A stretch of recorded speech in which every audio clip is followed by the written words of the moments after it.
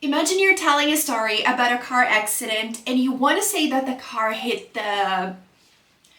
What do you call this in English? Or imagine you're using a public restroom and this thing is not working.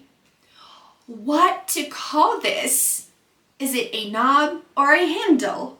Welcome to my YouTube channel. I'm Giovanna, and in today's video I'll teach you 7 important words that I'm almost 100% sure you don't know.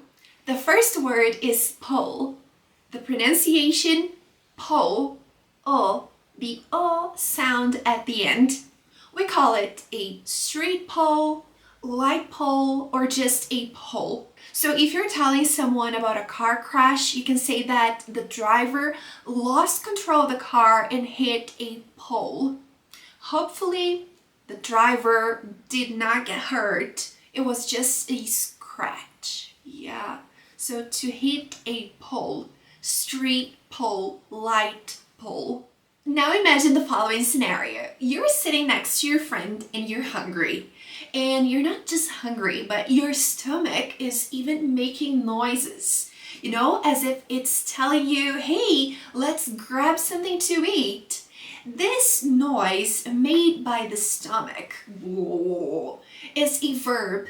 The verb is to growl. Growl. So you can say, sorry, my stomach is growling. Let's have something to eat because my stomach is growling. But be careful. Do not confuse to growl and to grow. Growl is when your stomach makes noise with the L sound. Growl when your stomach growls, and grow when something gets higher. Like you can say the plant has grown a lot recently. The plant has grown, so the plant has got higher recently. And growl is when your stomach makes noise. So you can say, my stomach has growled. Growled. The next, cap. Cap. So this is called a cap. Usually students confuse between cap and lid. So they ask me, what is the difference? Is it a lid or a cap? Usually caps, we can screw them. So screw is this movement that you screw the cap. So this is to screw the cap. So this is a cap because you can screw it. The opposite of screwing the cap is to uncap. So you can uncap the bottle. I uncapped the bottle and screw the cap. Lids are usually bigger and you don't have to screw them. For example, when you order some soda at a fast food restaurant, you usually get a lid. Yeah, so this is a lid. Lids are usually bigger and you don't have to screw them. You can use lids for jars, for plastic glasses like this one, and caps are for bottles, like you see in this picture. The next word, clockwise. Clockwise, it's an adverb, and it means in the same direction as the hands of a clock move. So think about a clock and think about its hands and how they move, like the usual movement of the clock's hands and how they usually move. So this is clockwise. This movement is clockwise. For example, you can say that this trolley goes clockwise and the other one goes counterclockwise. Counterclockwise or counterclockwise means in the opposite direction to the way in which the hands of the clock move.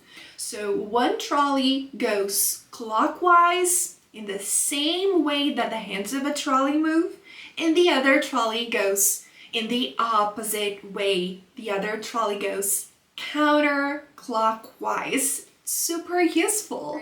The next word is a verb that we usually use in the context in which we are sitting next to someone on the plane or on a public transportation, wherever we are, actually in so many other contexts. But let's imagine on the plane. So you're sitting on the plane next to your friend or next to someone you don't even know, and you need to swap places with a person. Swap, that's the verb. Swap is one of the possible verbs that we can use in order to say to change seats or to exchange seats with someone. So you want to change, you want to swap places with the person who's sitting next to you because you need to sit on that chair, because you need to change your seat, because it's important to you, because I don't know, something is happening and you need to swap places with somebody next to you. This was actually a topic that went viral in my recent reels that I posted some days ago. Yeah, and some people actually commented about swap. We can actually use swap, and it's super common, by the way. I hear it a lot, people saying that, and I use it, swap. But you can also use exchange. So you can say, could you swap places with me? Or could you exchange places with me? Or even change places with me. Could you change places with me? Could you swap places with me? That's completely possible. There are many other synonyms that could be used instead of swap, but swap is a super common word. Excuse me, could you, sorry? I want you to sit here and I sit there. Oh, you want me to swap places with you? Swap places. Yeah, that's the word. Swap. Sure, no problem. Oops, I almost forgot to mention that recently I have also heard the word trade. So you can also use the word trade. Yes, I've heard a lady on the bus. She was like, could you trade seats with me because it's too sunny here, and she couldn't like be out in the sun. She had some problem with the sun, and yeah, like she had to trade seats with me. So you can also use trade instead of swap places. The last one, actually not the last one, but two words that I'm gonna mention right now. I think that you guys have been waiting for this one. Yeah. What do you call this in English? It's a doorknob because it's round. So for you to identify if it's a handle or a knob, knobs are usually, I'm not saying that there are no exceptions, because in English there are always exceptions, but usually people use it, people use knob when it's round, when something is round. And handle, this one is a handle because it's not round.